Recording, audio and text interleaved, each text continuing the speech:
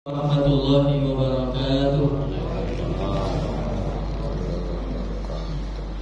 Alhamdulillahilladzi anzala as-sakinata fi qulubil mu'minin liyazdadu imanan ma'a imanihim.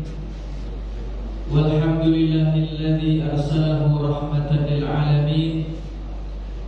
فشرح الله به الصدور وأنار به العقول وفتح الله به أعينا عميا وآذانا سما وقلوبا غلفا فصلوات الله عليه وعلى آله وصحبه ومن سار على نهجه إلى يوم اللقاء. سبحانك لا علم لنا إلا ما علمتنا إنك أنت العليم الحكيم وتب علينا إنك أنت التواب الرحيم. أيها الحاضرون والحاضرات أوصيكم وإياي بتقوى الله فقد فاز المتقون كما قال الله تعالى في محكم تنزيله بعد أن أعوذ بالله من الشيطان الرجيم يا أيها الذين آمنوا اتقوا الله حق تقاته ولا تموتن إلا وأنتم مسلمون. Shadaqallahul azim. Bapak Ibu sekalian yang dirahmati Allah Subhanahu wa taala, kembali lagi setelah 2 pekan kita tidak berjumpa pada pagi hari ini, kita bisa berjumpa, bermuajalah, bermajelis di masjid yang mulia ini, Masjid Al-Qahar.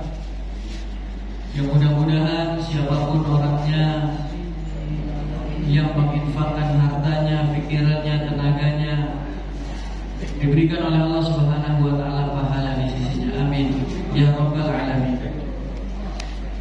Salawat serta salam tidak lupa selalu kita minta kepada Allah agar senantiasa dicurahkan kepada kekasihnya, kepada kekasih kita bersama, kepada suri tauladan kita, dialah Nabi Agung Muhammadin sallallahu alaihi wasallam.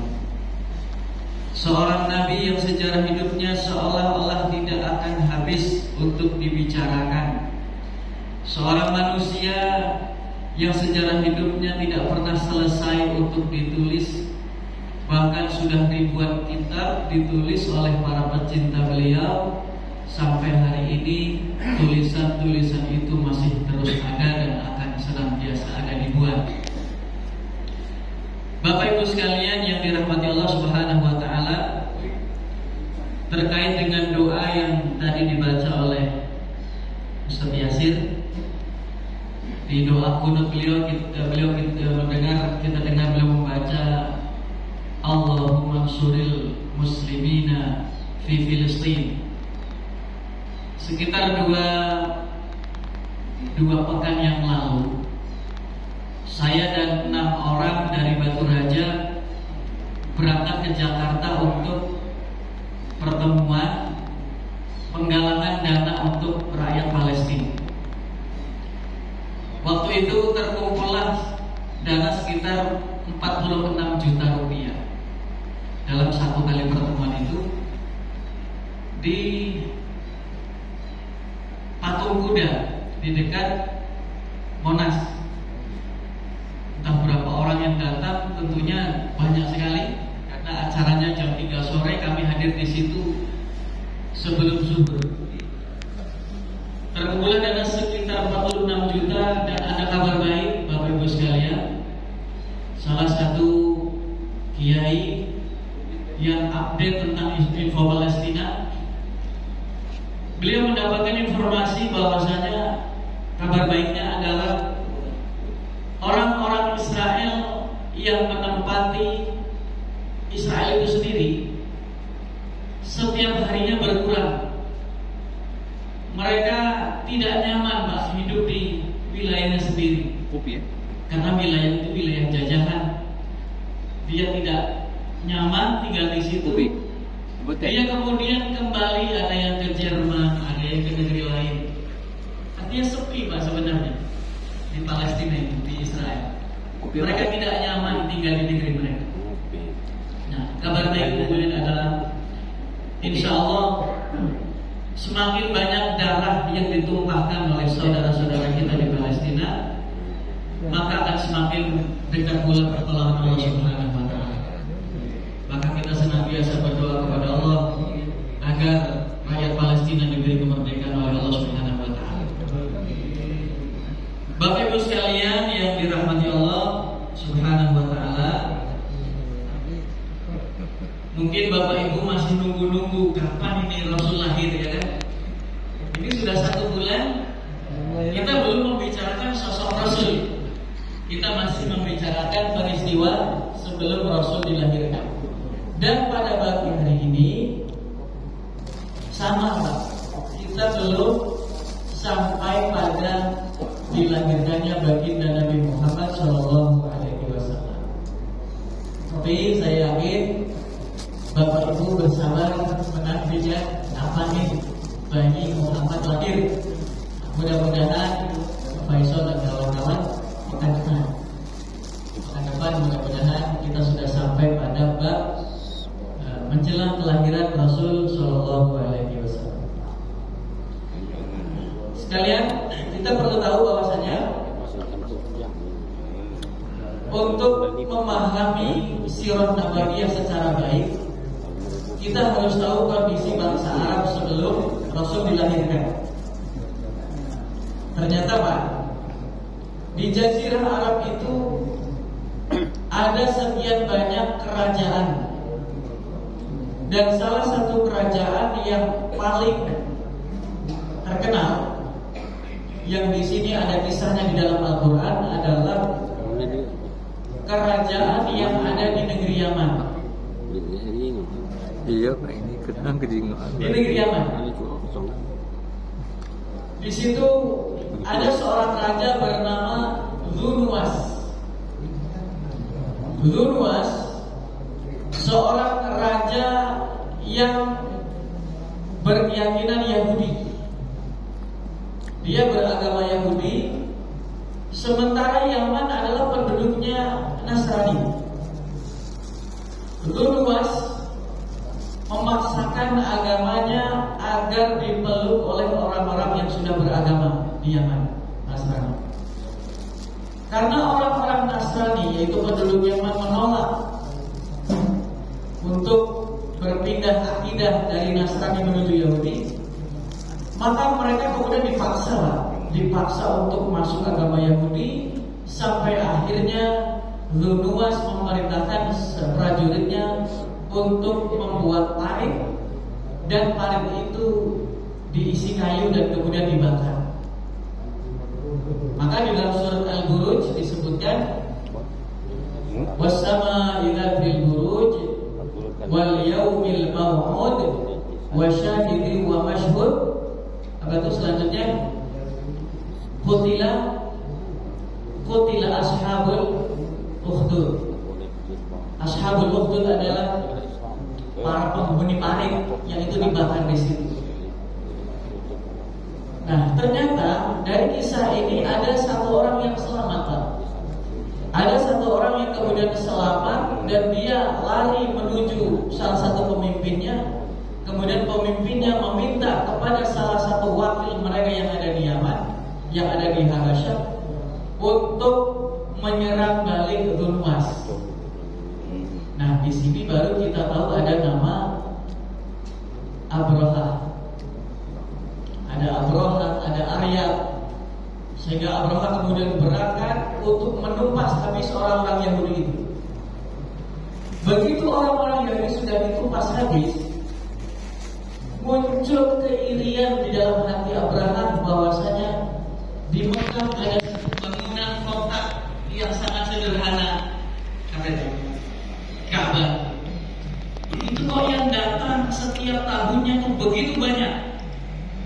Sementara Yaman yang lebih subur wilayahnya, mengapa tidak dikunjungi?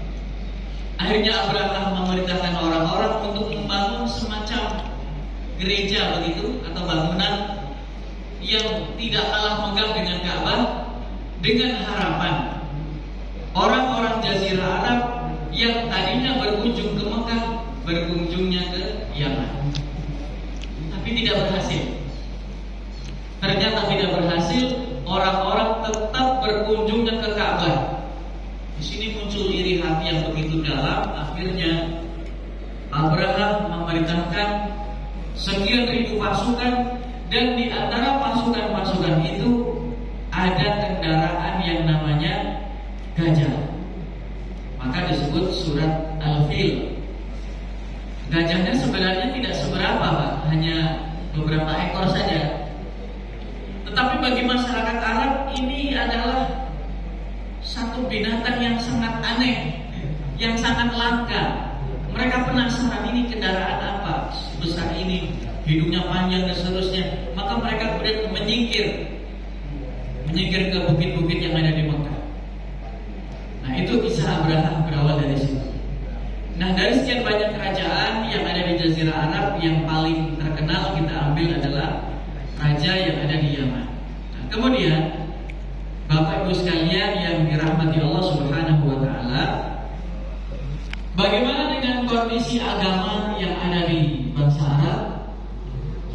Bangsa Arab adalah orang-orang yang sejak dahulu mengikuti agamanya Ismail alaihissalam.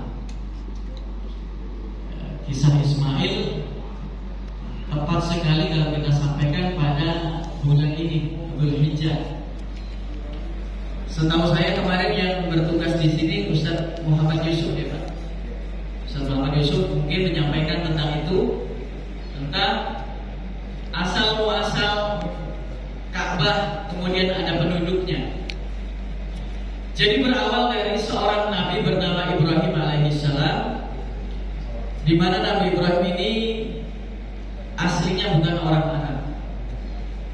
Beliau aslinya dari pinggir sungai Furat, sungai Eufrat di Irak. Nah, beliau kemudian menikah dengan Ibunda Sarah. Lalu Ibunda Sarah dan Ibrahim alaihissalam hijrah sampai ke Pakistan, itu sampai ke India dan seterusnya, sampai ke Palestina, pernah juga mampir ke Mesir. Nah, di Mesir inilah Ibunda Sarah yang dikenal dengan kecantikannya, nampaknya Fir'aun tertarik dengan Ibunda Sarah ini. Dia tertarik, maka Ibrahim kemudian berpura-pura mengatakan bahwasanya itu bukan istri dia. Nah, disinilah Pak kisah mengapa beliau kemudian ketika diminta syafaat oleh kita semua nanti di pada mahsyar, Nabi Ibrahim alaihissalam itu tidak berani, Pak. Tidak berani menghadap Allah. Karena kenapa? Karena beliau dahulu pernah berbohong kepada Fir'aun mengatakan bahwasanya Sarah bukan istrinya, padahal kan istrinya. Ketika ditanya, ini istrimu? Bukan, ini saudariku.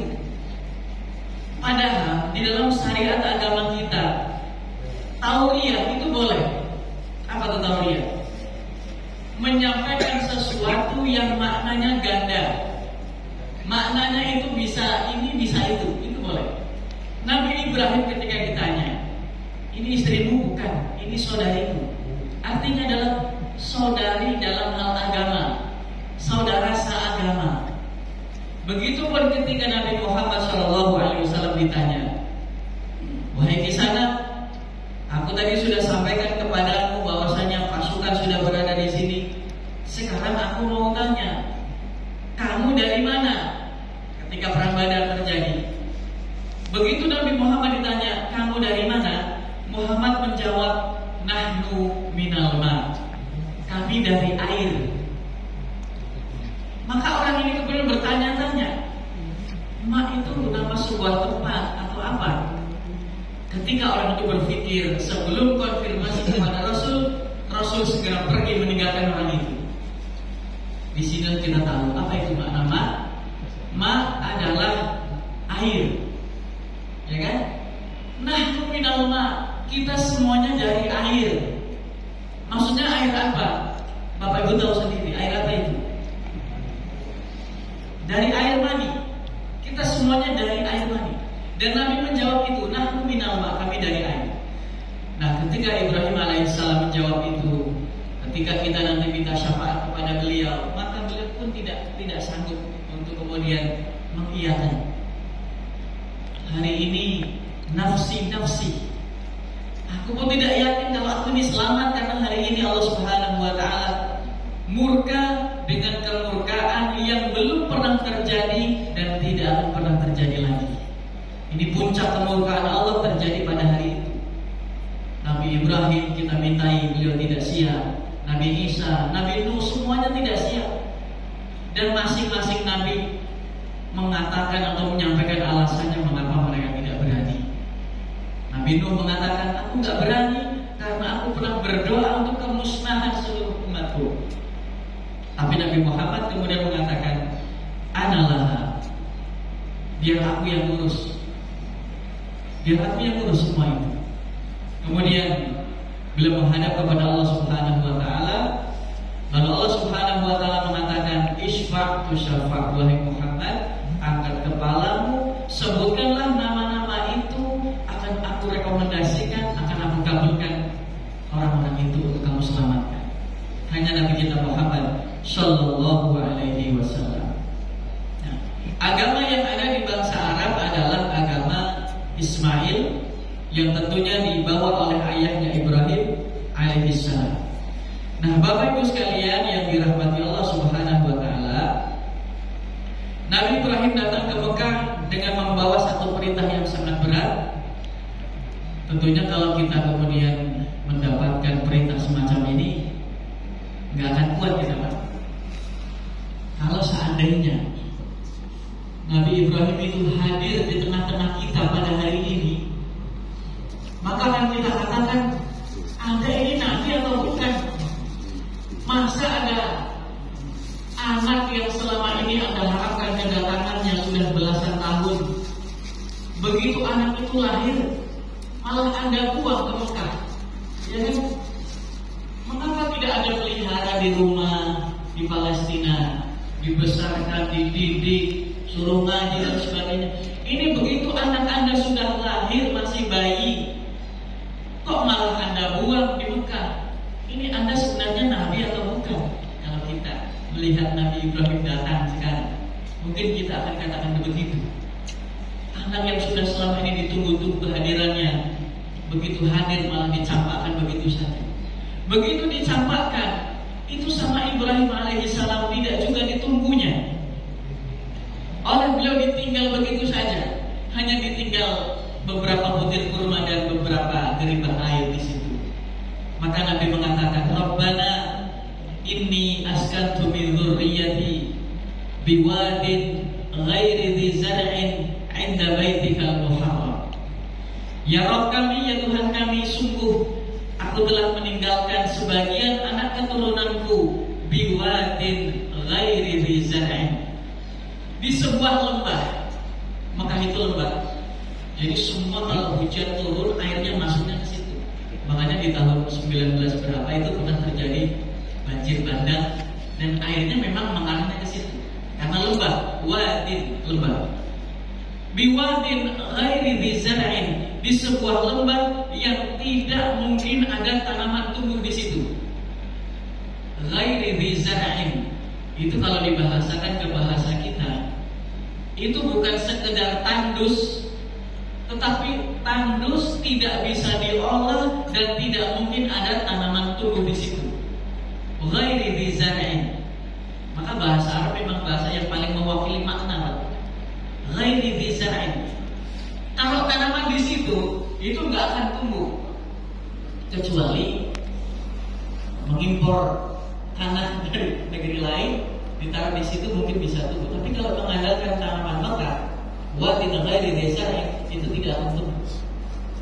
'Inda baitikal muharram, kata Nabi Ibrahim alaihissalam, di sebuah tempat di sisi Al-Haram. Maka Pak, ini ada dua pendapat tentang Baitul Haram, tentang Ka'bah. Apakah Ka'bah itu sudah ada sejak Nabi Adam, ataukah Ka'bah itu baru ada sejak Nabi Ibrahim alaihissalam? Jadi ada dua pendapat. Bapak Ibu silakan memilih yang mana. Memilih yang sudah ada sejak zaman ibadahnya silakan, atau memilih pendapat bahwasanya Ka'bah itu patoknya istilahnya ya, apa itu? Pondasinya itu sudah ada sejak Nabi Adam dan juga sudah ada sejak zaman Ibrahim alaihissalam. Maka ditinggal itu Pak. Bayi yang masih sangat kecil itu ditinggal. Dan Ibunda Sarah, Ibunda Hajar pun sebagai orang yang sangat dekat dengan Allah Subhanahu wa taala, begitu ditanya, "Wahai suamiku, Anda ini mendapatkan tugas seperti ini itu dari siapa?" Kata Ibrahim alaihissalam, "Semua ini aku lakukan dari Allah Subhanahu wa taala. Kalau begitu, Allah pasti tidak akan menyia-nyiakan kami di sini. Pergilah pulang Pak Ibrahim alaihissalam ke Palestina, ditinggal ibu dan seorang bayi. Air habis, kurma juga sudah habis, perbekalan habis. Apa yang dilakukan Ibunda Hajar? Bolak-balik sofa marwah. Sekarang posisi sofa dan marwah sudah di dalam bangunan ya. Kalau dulu masih di luar tentunya. Dan disitulah muncul yang namanya air Zam-Zam. Nah maka Bapak Ibu sekalian rahimahumullah, tidak lama berselang setelah Ismail sudah usianya sekitar 13 tahun, Nabi Ibrahim datang lagi ke situ Pak. Datang lagi ke situ dengan membawa perintah yang lebih berat lagi. Perintahnya apa? Disembelih. Kemarin nyembelih berapa sapi masih? Alhamdulillah. Perintahnya disuruh disembelih anaknya yang selama ini ditunggu, selama ini tidak pernah ditransfer duit. Zaman itu belum ada transfer ya. Dari Palestina nggak ada kiriman dana ke Mekah. Begitu datang membawa perintah Allah Subhanahu wa taala, bukannya bawa baju baru, bawa oleh-oleh, bawa apa begitu, bukan. Yang dibawa perintah Allah Subhanahu wa taala, ya bunayya inni ara fil manami anni azbahuk fanzur madza tara. Wahai anakku, udah lama kita nggak ketemu, sekitar 13 tahun, anak yang dinanti-nantikan. Aku kemarin mimpi bahwasanya di dalam mimpi itu ayah menyembelih kamu. Inilah bedanya mimpi para nabi dan kita. Kalau mimpinya para nabi itu wahyu, perintah Allah Subhanahu wa taala. Nah, kalau mimpinya kita ya macam-macam. Kadang di siangnya mimpi lunasi hutang, ya kan?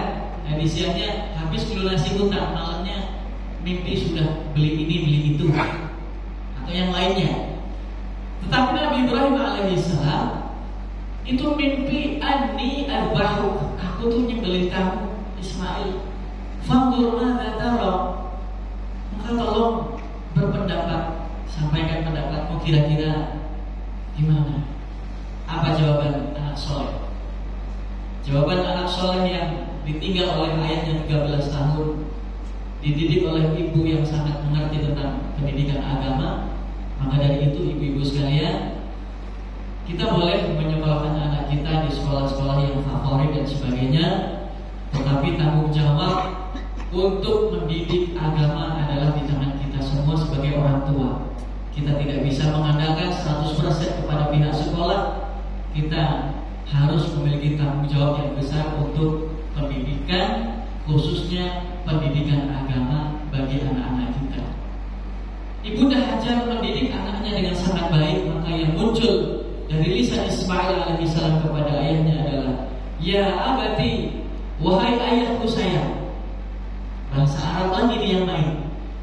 Bahasa Arab kan ada abi ya, ada abi, ada ummi, ada abi, ada abati.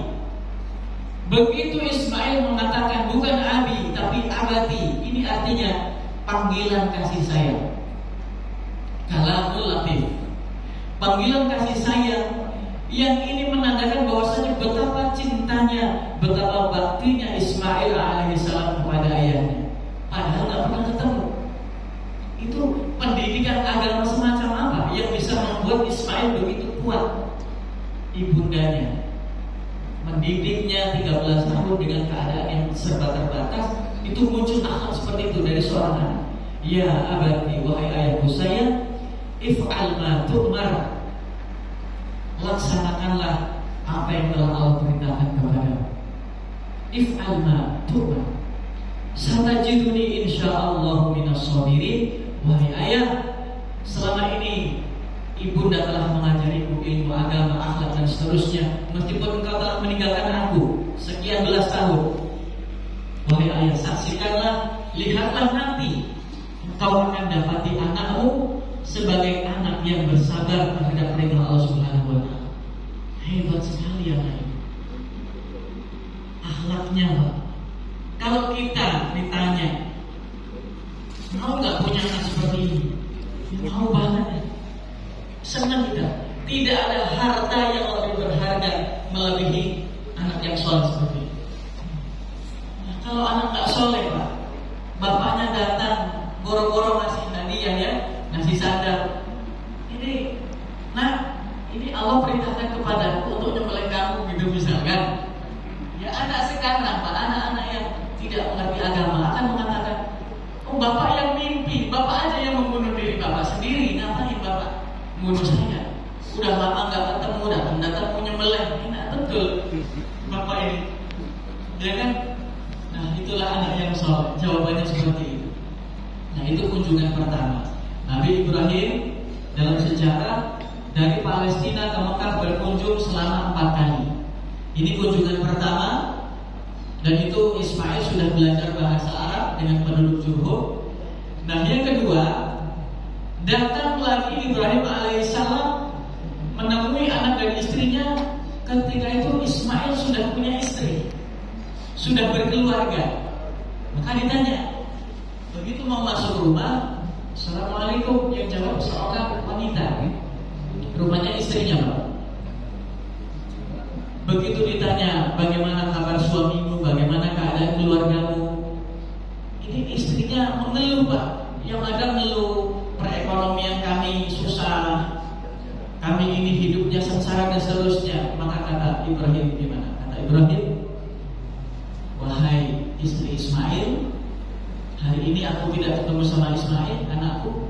Tolong sampaikan kepada anakku agar dia segera mengganti palang pintu rumahnya. Nah, ini bisa dipahami hanya dari seorang Ismail. Maksudnya apa nih? Ganti palang pintu rumah. Nah, Ibrahim pulang Pak ke Palestina tanpa bertemu anaknya di pertemuan kedua ini, di kunjungan kedua.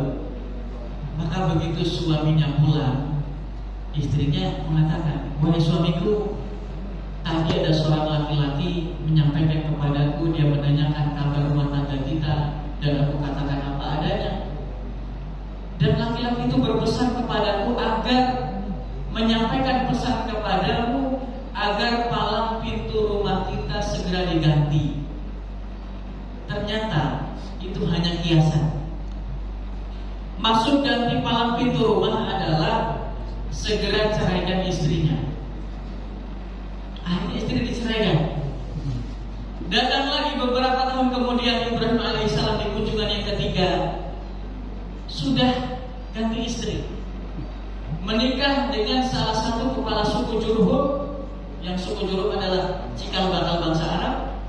Akhirnya istrinya ditanya, bagaimana kabar keluarga kalian? Jawabannya baik, kami meskipun susah ya alhamdulillah, tidak mengeluh dan sebagainya. Kata Ibrahim alaihissalam, sampaikan pesan kepada Ismail agar dia mempertahankan palang pintu rumahnya, dipertahankan. Ismail pulang. Kunjungan ketiga pun nggak ketemu Pak sama Ismail alaihissalam. Akhirnya dipertahankanlah istrinya. Di kunjungan berikutnya dilihat Ismail sedang, dalam kitab ini disebutkan sedang membuat anak panah di dekat sungai Zamzam, di dekat sumur Zamzam. Maka kemudian berjumpa mereka berdua, saling berpelukan dan seterusnya. Karena saking bahagianya, Ibrahim dan Ismail alaihissalam kemudian membangun Ka'bah. Pada peristiwa ini, pondasi yang sudah ada ditinggikan, sehingga di situ ada apa itu? Makom Ibrahim. Makom itu bukan kuburan ya. Makom itu tempat pijakan. Nah, disitulah terjadi apa namanya, ada makom Ibrahim di situ. Maka membangunlah Ka'bah. Allah Subhanahu wa taala perintahkan untuk haji. Ketika Nabi Ibrahim bertanya, "Ya Allah, bagaimana aku suaranya bisa nyampe sementara seluruh penduduk bumi begitu banyak, begitu jauh?" Kata Allah Subhanahu wa taala, "Kamu tinggal katakan haji atau katakan berhajilah kalian, maka biarlah suaramu yang akan aku sampaikan kepada seluruh penduduk bumi." Begitu sudah disampaikan berhajilah kalian, setelah hari itu orang datang berhaji. Itu talbiyahnya betul pada waktu itu. Tapi lama-kelamaan agama yang ada di Mekah itu bergeser, Pak. Lama-kelamaan mereka sudah tidak lagi mengagungkan Allah Subhanahu wa taala. Mereka sudah mulai menyembah berhala, menyembah patung dan seterusnya. Bergeser keyakinan mereka. Dulunya mah bagus agamanya. Agamanya seperti ya agama kita, namanya milah Ibrahim, menyembah Allah Subhanahu wa taala. Bergeser sampai akhirnya datang seorang dari Khuza'ah namanya Amr bin Luhai al-Khuzai, masuk dia ke Mekah membawa satu patung yang sangat besar, diletakkan di Ka'bah dan disembah oleh penduduk Mekah. Ini fitnahnya muncul di sini ketika ada orang Amr bin Luhai yang dia ini sebelumnya dianggap tokoh di masyarakat. Ketika dia kemudian melakukan safar dari Mekah menuju Palestina, dan kita tahu bahwasanya Palestina adalah negerinya para nabi, banyak sekali nabi yang kemudian lahir di situ. Nah, Amr pun menduga demikian. Begitu Amr masuk ke Palestina, dilihatnya penduduknya menyembah patung, menyembah berhala, menyembah itu dan sebagainya. Dalam dugaan dia, ini kan tanahnya para nabi, ini penduduknya menyembah berhala, pasti ini tindakan yang dibetulkan, ini pasti tindakan yang dibenarkan. Maka aku harus membawa ajaran ini kepada negeriku yang ada di Mekah, kepada masyarakatku yang ada di Mekah. Amr dari Palestina bawa patung, Pak, dipindahkan ke Mekah, ditaruh di situ, disembah di situ. Akhirnya penduduk Mekah pun menyembah berhala sejak hari itu. Orang-orang setiap tahun datang berhaji, Pak. Datang haji, dilihatnya kok orang Mekah kok menyembah berhala, padahal Mekah adalah tanah yang disucikan. Orang-orang yang berkunjung haji di situ beranggapan penduduk haram saja melakukan itu, mengapa kami tidak melakukannya?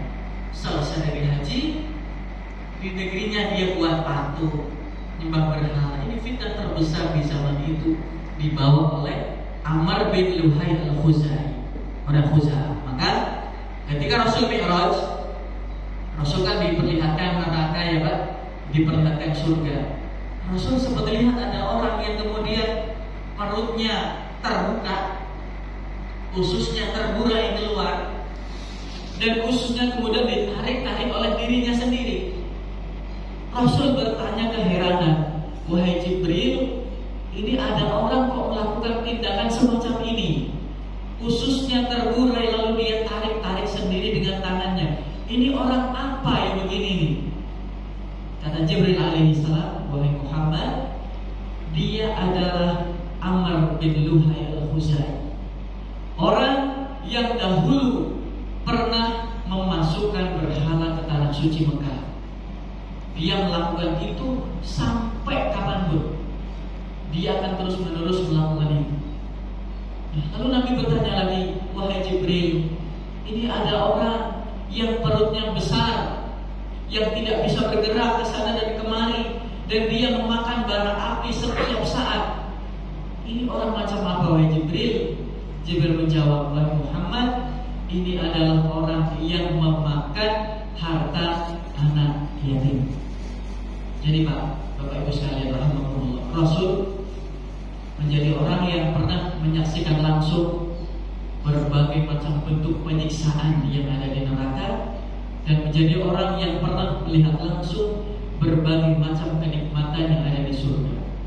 Maka Nabi pernah mengatakan, "Wahai sahabat-sahabatku, sesungguhnya kalau engkau mengetahui apa yang aku ketahui, maka engkau akan sedikit tertawa dan banyak menangis." Alhamdulillah Pak, kita akan melihat langsung. Kalau kita lihat langsung, kita kita mungkin nangis terus ya. Tapi karena kita nggak lihat langsung ya, alhamdulillah bisa ketawa ke TV dan sebagainya. Alhamdulillah. Bapak Ibu tahu Gus Baha, Kiai Haji Bahamuddin Nur Salim Al-Hafidh. Itu beliau, saya sudah mimpi ketemu sama beliau sudah 4 kali. Rasanya pengen ketemu begitu dengan sosok Gus Baha ini, orang yang menghibur kita sebagai umat akhir zaman. Itu hiburan betul Pak bagi kita. Kita merasa dosa banyak, tapi kata beliau, ya semuanya dosanya banyak, tapi yakinlah bahwasanya rahmat Allah lebih banyak, rahmat Allah lebih luas. Bersyukur saja. Jadi saya tuh pengen ketemu sama beliau yang mengatakan bahwasanya ini umat memang butuh semacam hiburan. Udah stres betul hidup ini di rumah, dimarah sama istrinya, ya kan? Begitu pengajian ditakut-takuti lagi Pak. Maka perlu ada hiburan. Nah, bapak-bapak sekalian yang dimuliakan Allah Subhanahu wa taala dan ibu-ibu sekalian yang dirahmati Allah, itu kisah Ibrahim dan Ismail yang menjadi cikal bakal kakek moyangnya Rasul Shallallahu Alaihi Wasallam. Nah, ketika Rasul turun dari Mi'raj, kemudian beliau mencoba bertanya kepada para sahabat, wahai sahabatku, kalian ingin tahu tidak? Ada seorang nabi yang wajahnya sangat mirip dengan aku. Sahabat penasaran, siapa ya Rasul? Dia adalah Nabi Ibrahim alaihissalam. Itu wajahnya mirip, perawakannya itu mirip dengan Rasul Shallallahu Alaihi Wasallam. Wajar, karena Ibrahim adalah kakek moyangnya Rasul Shallallahu Alaihi Wasallam. Nah, di sini ketika Rasul membaca nasab beliau sampai pada Adnan, beliau akan berhenti. Ketika ditanya, Rasul, mengapa Anda berhenti di situ? Karena banyak para ahli nasab yang berdusta. Aku tidak ingin melanjutkan sampai kepada Ibrahim karena banyak ahli nasab yang berdusta. Jadi Nabi hanya berhenti di Adnan, anaknya Ismail yang kesekian. Jadi Adnan itu kakeknya Nabi yang ke-21. Nah, disinilah ada perbedaan pendapat. Ada yang mengatakan Nabi Muhammad itu nyambung sampai Adam alaihi salam. Itu ada yang mengatakan begitu. Tetapi yang jelas itu ada perselisihan yang sangat kuat dan ada riwayat yang diingkari. Ada yang hafal itu memang dari Muhammad bin Abdullah bin Abdul Muttalib bin Hashim bin Abdul Manaf bin Qusay bin Kilab dan seterusnya ke atas sampai Adam alaihi salam. Ada Ustaz Ali Hidayat itu hafal sampai Adam alaihi salam. Itu hafalnya luar biasa tuh beliau. Ada juga yang menyebutnya hanya sampai Ismail alaihi salam. Ada juga yang menyebutnya sampai Adnan, anaknya Ismail. Tetapi yang paling akurat itu hanya sampai Adnan, itu anaknya Ismail alaihi salam. Nah, Bapak Ibu sekalian yang dirahmati Allah Subhanahu wa taala, kemudian kita ingin tahu kondisi masyarakat Arab, khususnya kondisi sosial. Di sini hanya mencantumkan beberapa contoh, yaitu tentang bentuk-bentuk pernikahan jahiliyah.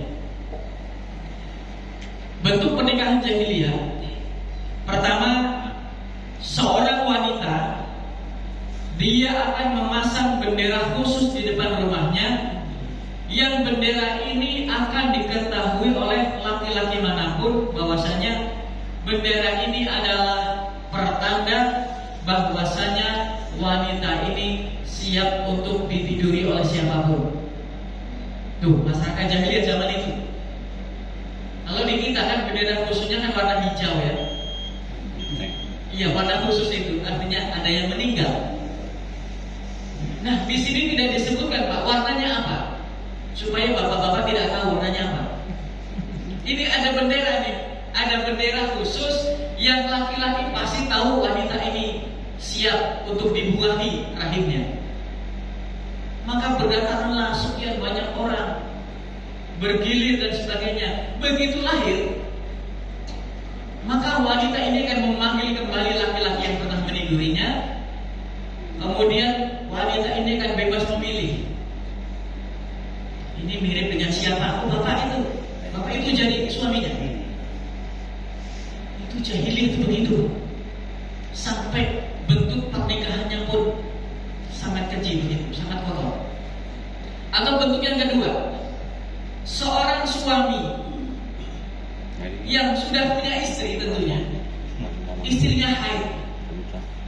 Begitu haidnya sudah selesai, sudah suci, istrinya, suaminya akan keluar rumah mencari laki-laki yang hebat dari sisi kecerdasan, sisi nasab, perawakan dan sebagainya untuk meniduri istrinya.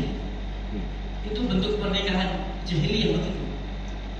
Dia keluar rumah cari bibit gitu ya, kira-kira kalau kambing itu bandotan yang bagus gitu, bandotan sing apik gitu kan, supaya nanti pas untuk kurban itu agak gede juga kambingnya. Itu bandotannya masuk ke rumah, kemudian silahkan tidur istri saya. Begitu lahir itu jadi anak dia, bukan anak yang meniduri, supaya anaknya itu kemudian bagus kualitasnya dan sebagainya. Ya Allah, ini kok ada yang pernikahan kayak gini, yang namanya jahiliyah. Atau ada lagi seorang wanita memanggil beberapa laki-laki, yang wanita ini kemudian nanti akan bebas memilih siapa pasangan ininya, pasangan suaminya. Dan satu lagi, di zaman itu seorang istri bisa memiliki lebih dari satu suami. Mana ini ya? Kalau poligami mungkin wajar. Ini poliandri namanya. Satu istri memiliki beberapa suami. Di zaman jahiliyah. Dan zaman itu mah legal aja, mah boleh. Di zaman itu mah boleh, bebas. Makanya kalaupun seandainya Nabi, naudzubillah, dan minta maaf kepada Rasul, kalau Nabi seandainya berganti-ganti pasangan, kemudian menikah dengan ini, menikah dengan itu mah biasa, nggak boleh di zaman itu, legal. Masyarakat jahiliyah melegalkan itu. Artinya kalau Nabi sembarangan memilih pasangan, itu pun masyarakat jahiliyah biasa saja, karena kehidupannya begitu. Tetapi Nabi SAW tidak melakukannya, menjaga betul kehormatannya. Menikah ya menikah secara sah, nikah dengan Khadijah radhiyallahu anha. Begitupun Abdullah dengan Aminah, itu nikahnya nikah normal, Pak. Nikahnya bukan nikah seperti mereka ini, nikah normal, karena bayi yang akan dilahirkan adalah bayi yang mulia.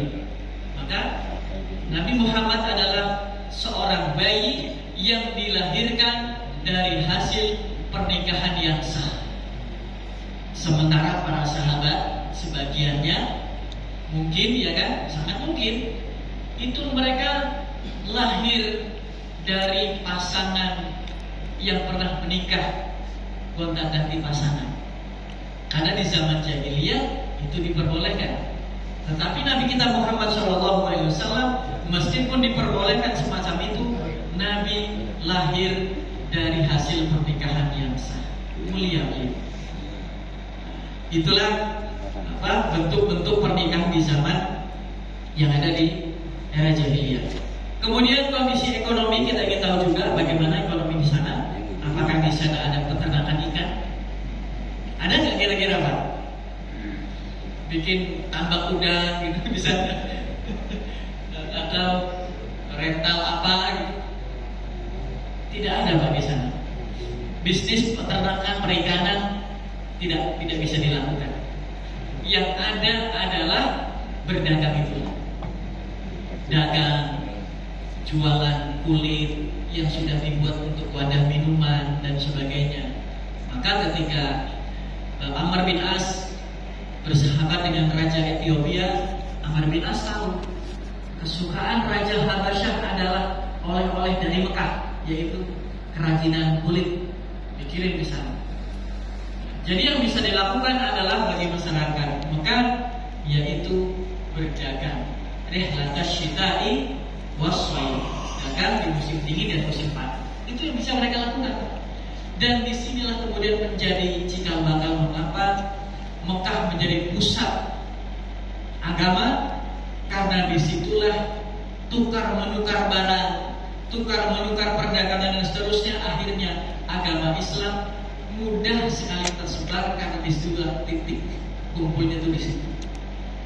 Jadi secara ekonomi mereka adalah orang-orang yang hanya bisa mengandalkan dari sisi perdagangan dan juga peternakan. Itu pun hanya ternak yang kira-kira binatang itu mampu bertahan di cuaca yang panas, kayak kuda, unta, dan sebagainya.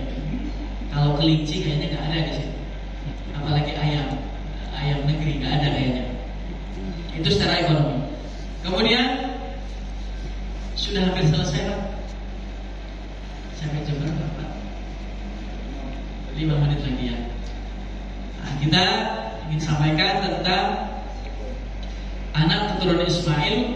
Di sini ada 12 anak Pak beliau punya 12 anak. Tetapi yang kemudian terlacak keberadaannya hanya 2, Qaidah dan Nabat. Qaidah dan Nabat. Nabat akhirnya punya anak lagi, turun ke bawah sampai dia nanti punya anak namanya Adnan. Adnan punya anak namanya Fihar. Fihar itu nama lain dari Quraisy. Jadi Quraisy itu bukan nama asli. Nama aslinya adalah Fihar, itu anaknya Adnan yang kesekian. Fihar nanti punya anak lagi namanya Qusay. Qusay punya anak lagi namanya Hashim. Hashim itu nama aslinya Amru. Nama aslinya Amru. Hashim hanya sebutan. Hashim itu artinya si pelunak roti. Hashim itu yang melunakkan roti. Kisahnya insya Allah bukan depan. Kenapa disebut Hashim? Hashim punya anak lagi, Syaibah.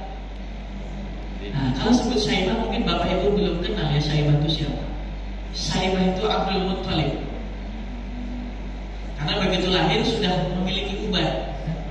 Syaibah itu artinya uban. Abdul Muttalib, bayi ajaib deh. Masa masih bayi udah ada ubannya ya. Abdul Muttalib itulah orangnya. Abdul Muttalib punya anak siapa? Abdullah. Abdullah punya anak namanya Muhammad Sallallahu Alaihi Wasallam. Itu keturunannya begitu. Untuk garis mudahnya begitu.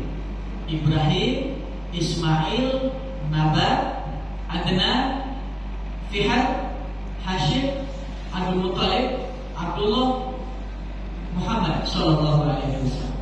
Insyaallah pekan depan kita sampaikan tentang menjelang kelahiran Nabi Muhammad Sallallahu Alaihi Wasallam dan peristiwa-peristiwa apa saja yang terjadi di situ, keajaiban apa saja yang muncul pada peristiwa itu, insyaallah akan kita sampaikan pekan depan.